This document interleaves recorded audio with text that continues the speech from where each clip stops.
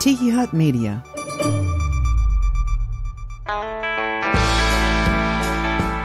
Pop the top on your favorite beer or whatever you drink from Tiki Hut Media. This is Soul Ramblings with Jerry Wicker.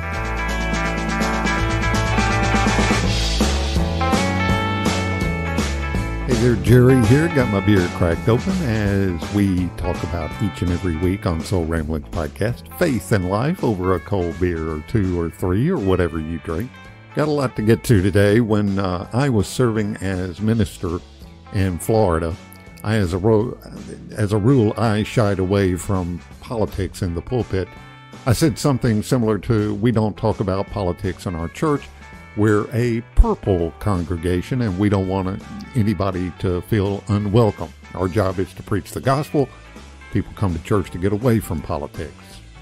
That was my reasoning anyway, and part of that reasoning was that this particular church that I was appointed to minister was suffering from wounds presented by a couple of my predecessors who had stirred discontent and division by engaging in partisan politics and mixing it in with their sermons. I continued to stay clear of politics, and as a matter of fact, we talked about this a couple of weeks ago here on the podcast, and I stay away from politics on this podcast as well. However, I have changed slightly. Maybe this is because I no longer serve a church.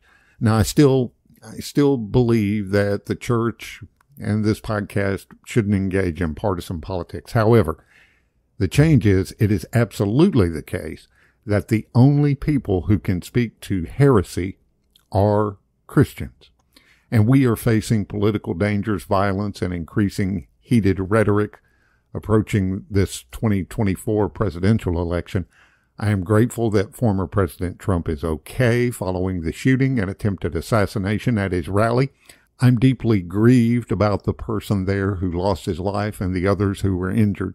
In the aftermath of the assassination attempt on Saturday, July 13, several prominent evangelical backers of Trump quickly argued God had miraculously intervened to save Trump's life. One such pastor said, "God saved America again. I witnessed it live. These same people who stole the 2020 election just tried to assassinate the greatest president in my lifetime. You cannot curse whom God has blessed." Now, there are some theological red flags there about the certainty with which such arguments are made. Why didn't God also save the life of the brave firefighter who died in Saturday's attack while shielding family members? Why didn't God save the lives of children at school shootings? The firm declarations that God acted here could land quite harshly on ears of loved ones with an empty place at their dinner table. A second problem is these court preachers for Trump believe this proves Trump is divinely chosen to be president. Now, bad theology aside, this rhetoric makes the current moment even more dangerous. In these times, it's clear we must turn to the ancient and holy texts, to prayer and to unchanging words that somehow through the Spirit grant us new insight each and every day in our changing and often scary world.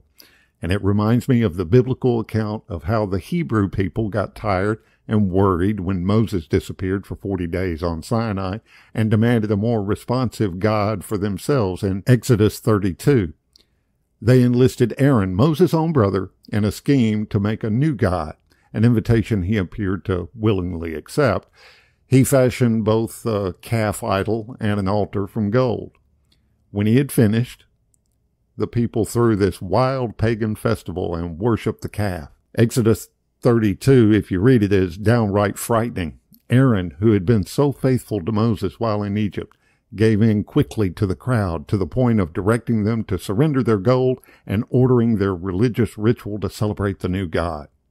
Now, when Moses finally returns, he asks his brother the most predictable question in the entire Bible.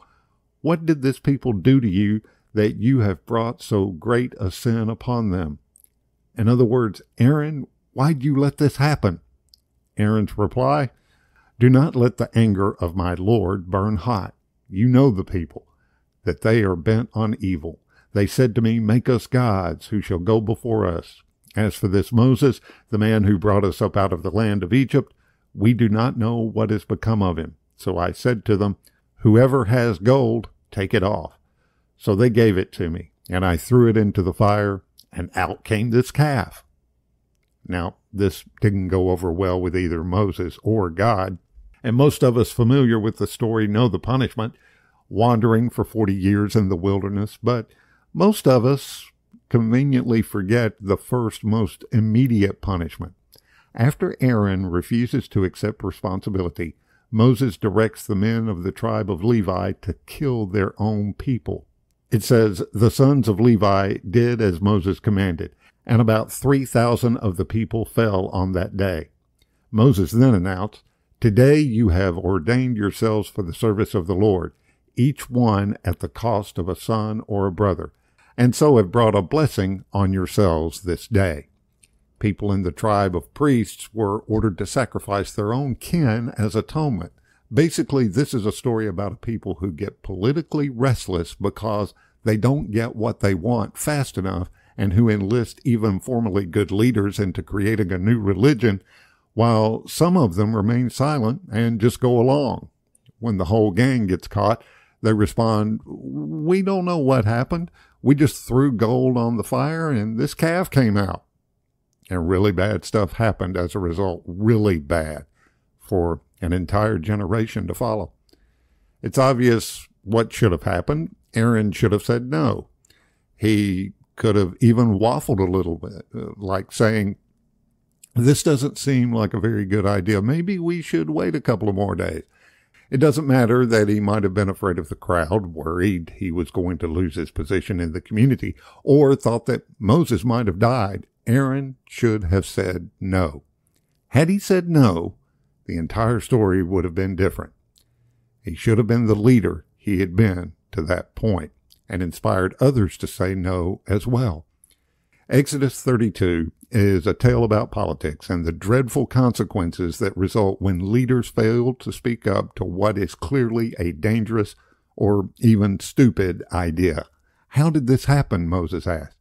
What did this people do to you that you have brought so great a sin upon them?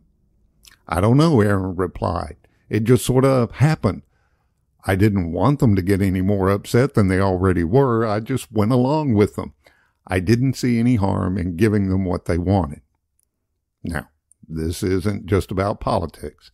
This is about religion, and very specifically, a corruption of Christianity that is clearly heresy.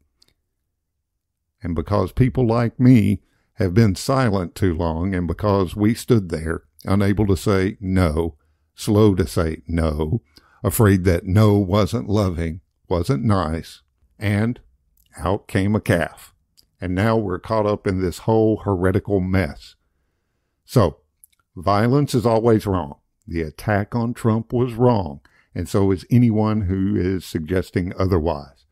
We see change through ballots, not bullets. The thinking that we must switch to violence to save the nation is not only counterproductive, it encourages others to join in the violence. It's like Jesus warned Peter after the disciple wanted to fight for political power. He said, those who live by the sword will die by the sword.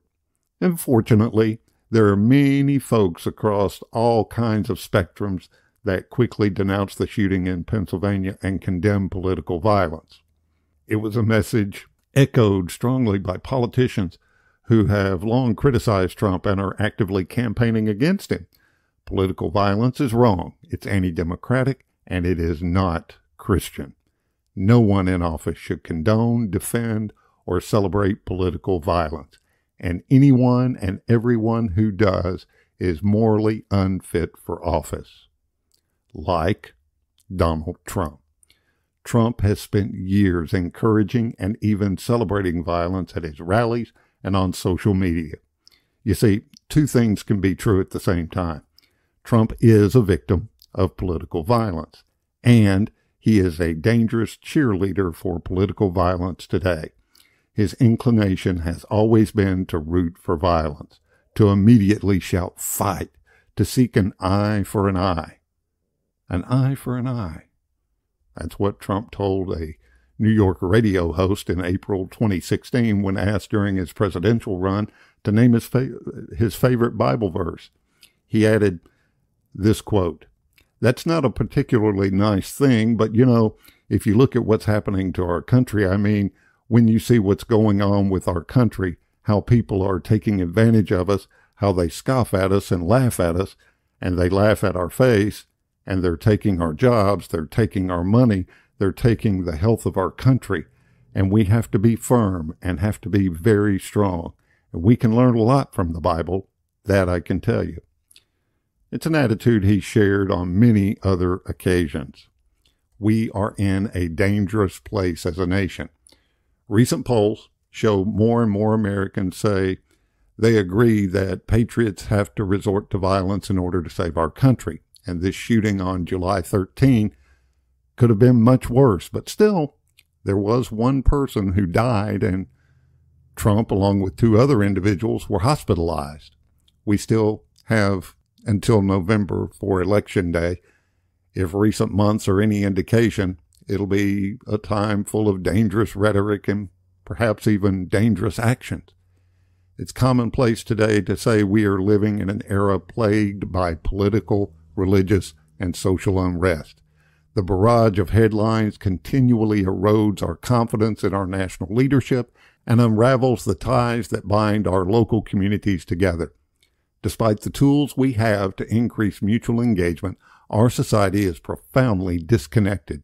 And instead of promoting understanding, the isolation and competition these technologies seem to promote have affected our mental health. We all recognize this, but we too rarely ask why this has come to pass.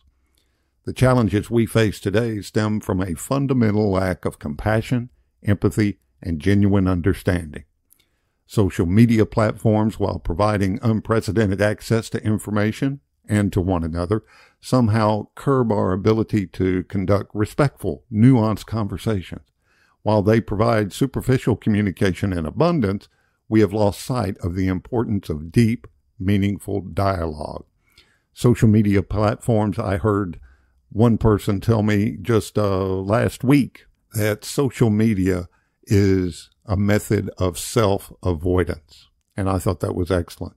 It's up to us to invest time and energy into building relationships with the neighbors we consider adversaries and seek to understand their perspectives. When we make this shift, our perceived enemies then are suddenly revealed to be friends. We find out we have more in common than we thought. We can't depend on our political leaders to adopt the values needed to find the path out of brokenness and division. We need to turn to our faith communities. Communities of faith are distinctively, maybe even divinely, positioned to demonstrate how to build solidarity with one another. From the values taught in Scripture, humility, respect, and love, we can create spaces in which groups of people from diverse backgrounds can come together to listen, learn, and grow. Just engaging solely with like-minded people limits our own potential and hinders our calling to share hope with our neighbors. As we build bridges, we invest in a healthier future for others and ourselves, mending past wounds and creating a ripple effect of positive change. While we seek to build bridges and cultivate understanding, let us remember the Apostle Paul's first letter to the Corinthians, which reminds us that our view of the world is like a dim reflection in a mirror. May we approach one another with compassion, grace, and a willingness to listen as we pursue our convictions to bring about a better world, share hope with our neighbors, and create a society where all people can thrive.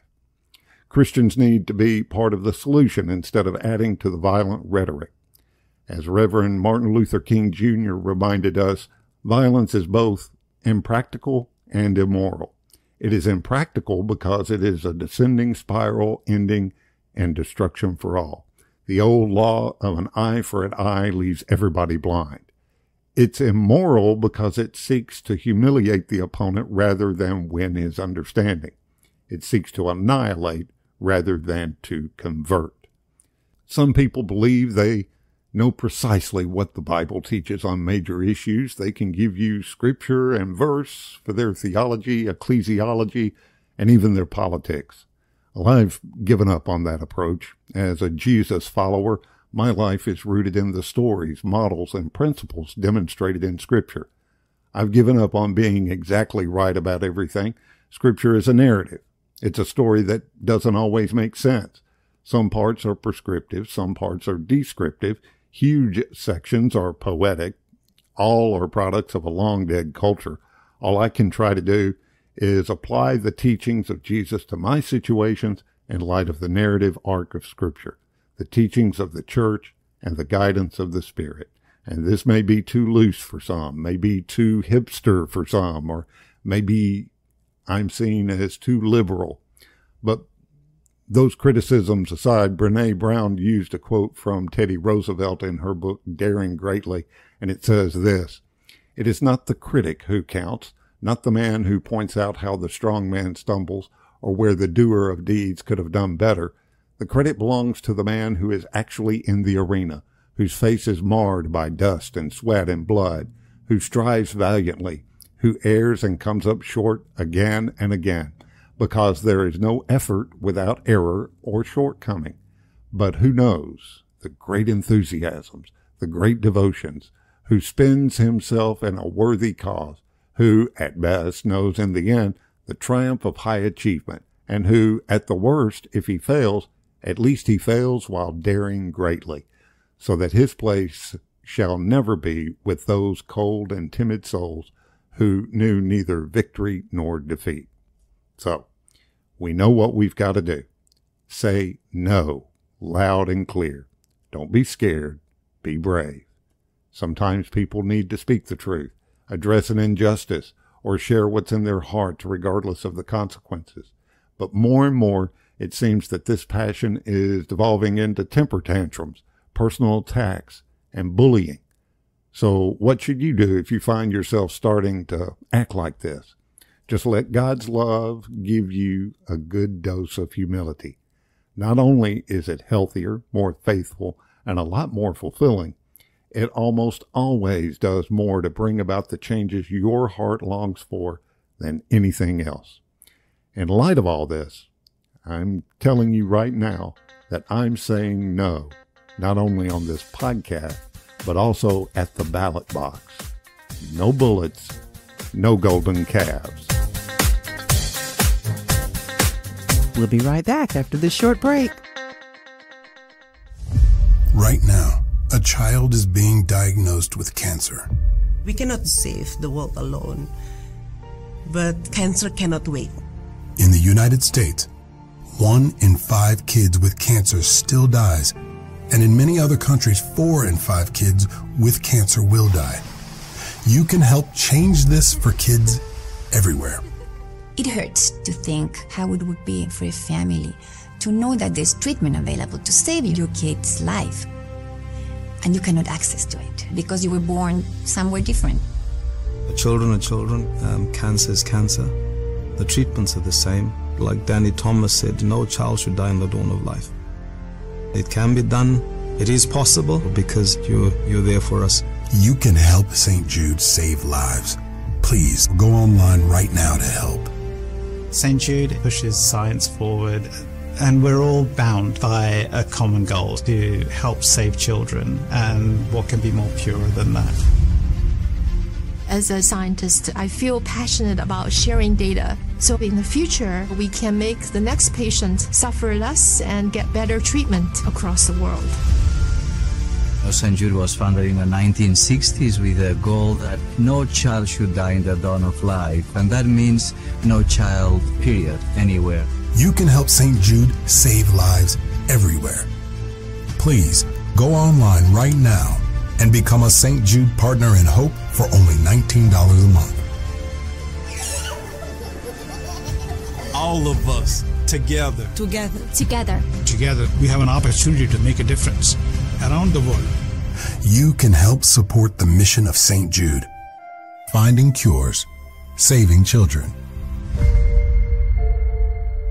Be sure to get social with us on Facebook and Instagram, and Substack. Got links to all those pages in the show notes of this episode. You can subscribe on Substack, and there's a place for you to financially support us there, but that's not necessary. You can subscribe for free and get our Sunday Ramblings devotionals every Sunday, as well as new podcast episodes when they come out. And no matter where you're listening to us, whether it be on Spotify, TuneIn Radio, iHeartRadio, Pandora, Amazon Music, Audible, wherever you're listening to us, just click subscribe, and that way you never miss a new episode. Thank you for the gift and privilege of your time today. And before we wrap up this episode, Philippians 4:8 from the J.B. Phillips New Testament. Here is a last piece of advice. If you believe in goodness and if you value the approval of God, fix your minds on the things which are holy and right and pure and beautiful and good. Look forward to seeing you next time on Soul Ramblings Podcast. I'm Jerry Wicker. Thank you for being here. Grace, peace, cheers.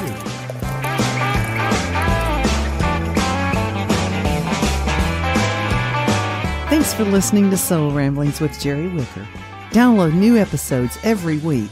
And if you haven't already, subscribe and be sure to leave us a rating and review. Soul Ramblings is a Tiki Hut Media production.